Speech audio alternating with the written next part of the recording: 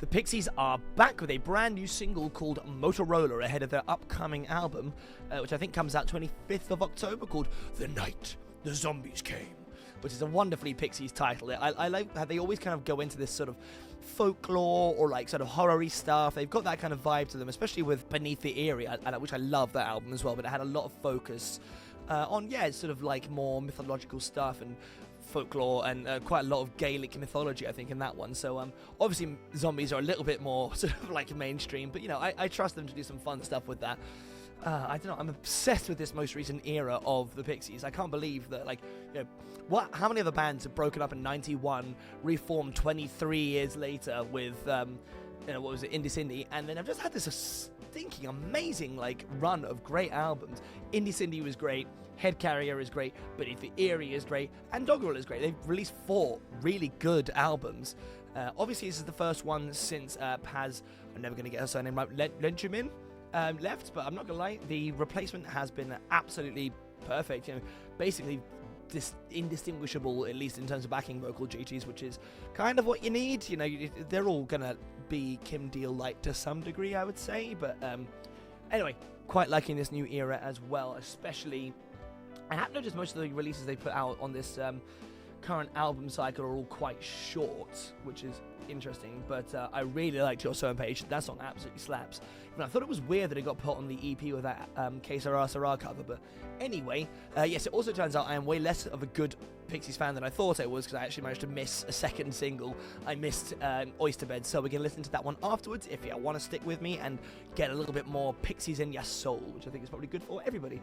So yeah, without any further ado, there is no music video for this one, as with any of these so far. I'm hoping that they're saving the music videos for the full release of the album. They've still got like a good month, so maybe we'll get a music video at some point. But yes, lyric videos. But I will say, actually, the lyric videos that the Pixies have been doing for this most recent cycle of albums, they've been quite compelling to look at least. They're maybe not quite as good as Hosier's ones, but those are good lyrics videos. But these ones are still good as well. So anyway, let's listen to Motoroller. I love the acoustic. It's always like kind of understated in this more recent stuff, but it's had some great kind of thickness and texture.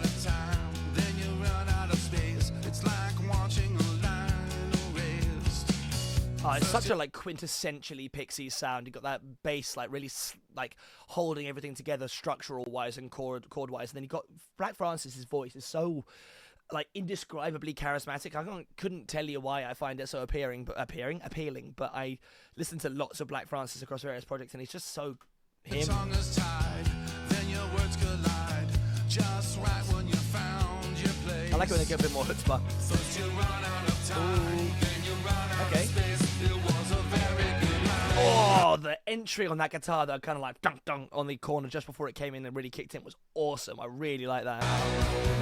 Yes. It's got a lot of what I liked about You're So Patient in it.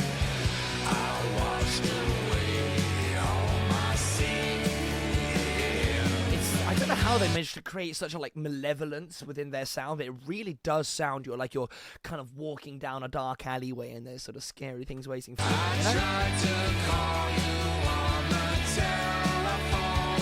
Back in the combination used perfectly there as well.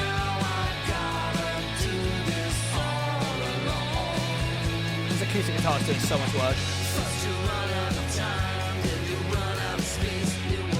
I think it's those like lingering guitar lines, like boom. There's like whatever Joey's doing in the background. It's just like it's such a sinister tone, and it really isolates it well. The and there's those sustained long notes while the vocals get faster with the delivery. It's very clever. It's interesting to see this like random stone sort of spinning around. It's not boring to watch, I guess. Quite melodic as Pixies solos go.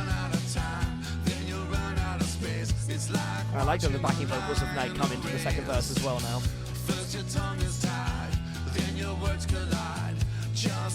Can't wait for that chorus to kick in again. Ooh, it's a pan on that guitar line as well. Oh, such a like an elative moment.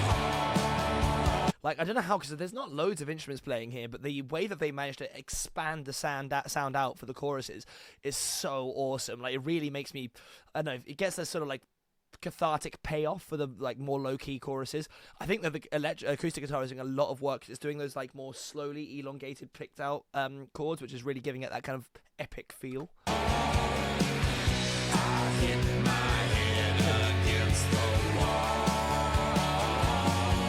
I love it, like sarcastic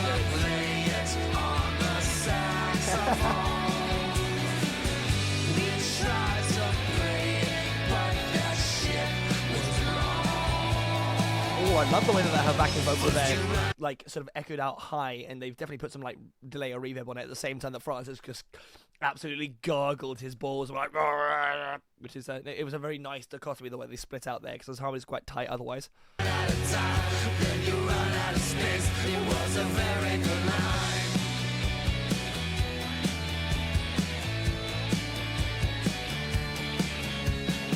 I like this solo. It's like not well. It's borderline not a solo. It's more of a sort of instrumental break, but it's more melodic than they sometimes are.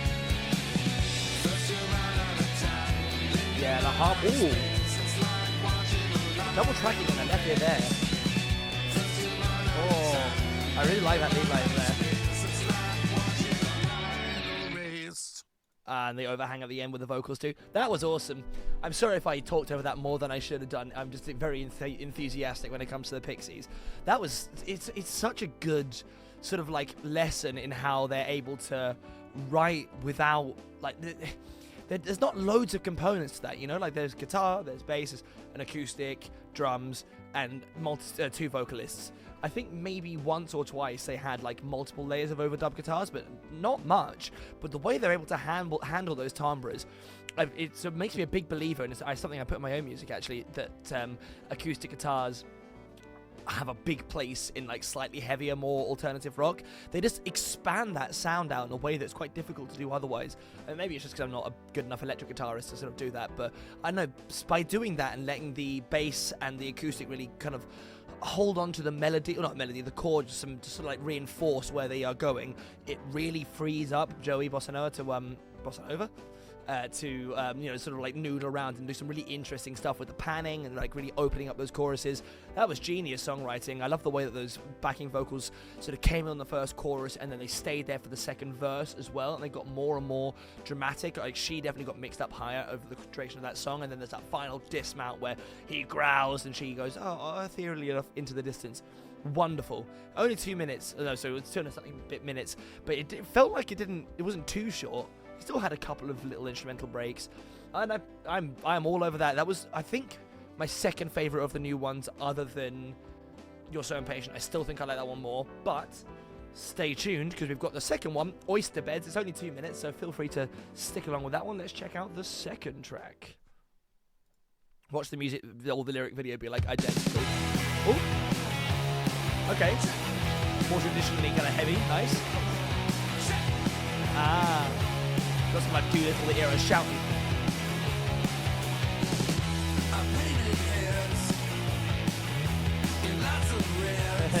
He's got that like weird like deadpan, like I don't exactly know what he's talking about quite a lot of the time, but the lyrics always sort of sound like he's sort of saying them outside while he's leaning against a bar with a cigarette in his mouth. Also want to say, whoever decided to make like animated rocks as the like subject matter of their lyric videos, it's quite clever. I don't think I've ever seen a video that's had, or especially like multiple like this, have been like this thematically tight.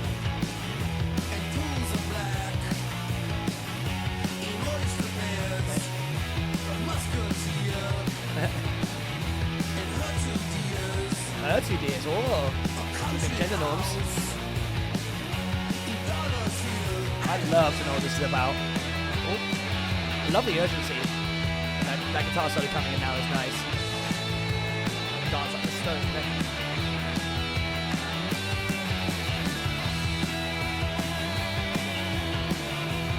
So those double track vocal guitars on that one are like really giving it like wherever the rhythm guitars are, just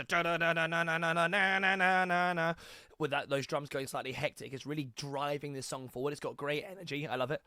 I'm hoping he growls a bit more towards the latter end, because it seems like it could be the zero of the album, you know, the screamy one, or the Blue-Eyed Hexa. Nice half-beat time. Okay. It's that proper throwback to their sort of like slightly grungier era. It's like an interesting mixture with the other ones as well. Because like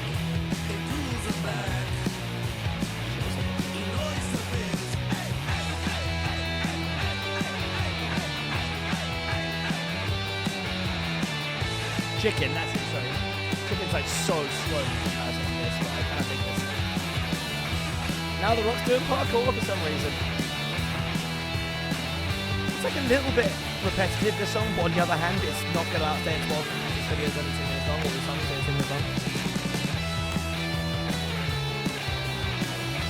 I think this was fun live. I think you can dance to, you know? Well, I like that too. I think I liked the other one more, but I still really like both of those tracks. Motoroller was, I think, was just like more interesting in terms of texture. It changed up more. But this one, again, it's like a short but sweet. I wonder if they've released the album listing for this album yet, because like it's either going to be very short as an album, because a lot of these tracks are like not long, or there's going to be a buttload of tracks on it. Let's have a look. They have actually released the album listing. It's 13 tracks, which, to be fair, is like a fairly high amount. I am very, very hopeful for this album. I mean, it helps that they've just been like massively consistent. Like they've basically not released a bad track since they reformed, if you ask me. Don't get me wrong, Doolittle is one of the most important albums released in the last 40 years, or whatever you want to say. And Surfer Rosa by extension a little bit too. But like, I don't know. I think I might like modern era Pixies more. So, yeah, actually, again, in the comments, I would really love to know what people's take is on that. Like, I'm not trying to dump on the older stuff, and even though Trump Le Monde is, I would argue, one of their weaker albums.